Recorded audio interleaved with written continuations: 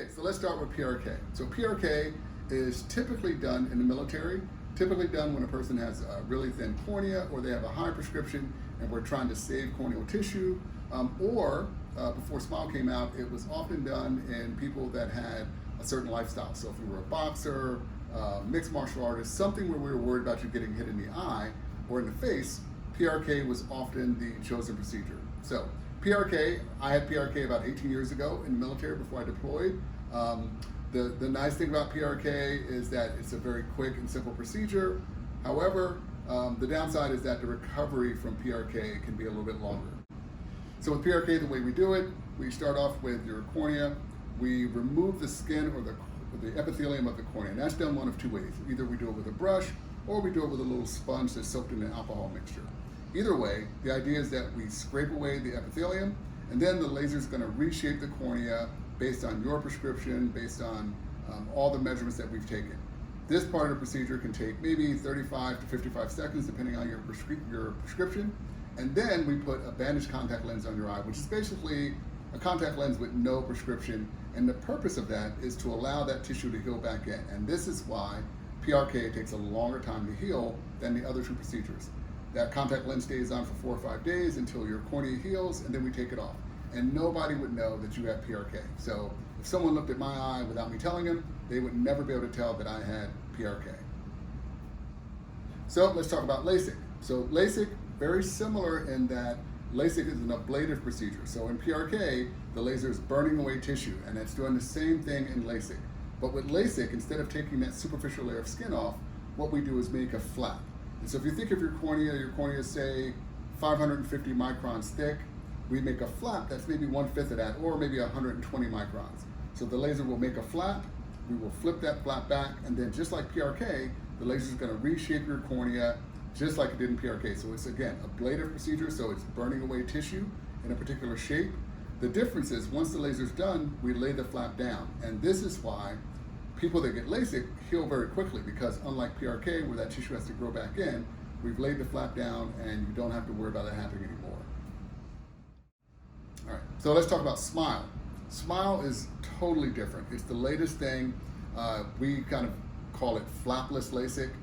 Another term for it is Zeiss SMILE. With SMILE, what happens is the laser, I guess the basic way to think about it is the laser uses bubbles to basically form or print out that same shape that got burned away with LASIK or PRK. Then the laser makes a small opening, kind of you can think about it like laparoscopic LASIK, but it makes a tiny opening. The surgeon goes in and breaks up those bubbles and then removes that lenticule of tissue, and then you're done. So when you look at all three of these together, PRK, great for people that have a thin cornea, previously very good for people that were active and maybe worried about getting in the eye, which is no longer a big deal because SMILE is a great replacement for that. LASIK, the pros of LASIK, it's a great procedure. LASIK can treat a wider variety of prescriptions, so if you have a plus prescription, you can get LASIK. The great thing about LASIK is the recovery is very fast. I know that people often worry about like the flap with LASIK, and they make a big deal about that, but realistically, in the military, I've done tens of thousands of cases, and I've only seen in the past 15 years maybe 3 patients that had a problem with their LASIK flap, and they were all freak accidents. A 2-year-old poking his mom in the eye 6 years after she had LASIK, and the flap got lifted, or a soldier riding his motorcycle through the woods and no helmet, no eye protection, and a tree branch swipes across his face and tears his flap off.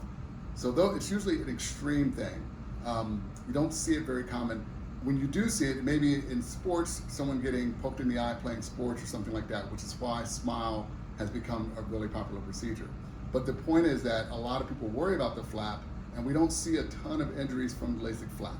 All right? SMILE, I kind of say SMILE is the best of both worlds. SMILE, you get the healing of LASIK, but the stability of PRK because there's no flap. Right? So the plus of SMILE, again, it's the best of both worlds. Right now, because of the FDA parameters, you can only get SMILE if you're nearsighted and you have astigmatism or not. Unfortunately, people that have a plus prescription or that are farsighted don't qualify for SMILE in the US, but hopefully that's going to change. But I think the big thing to remember is that regardless of what procedure you get, your vision is going to be great. You're going to have great results.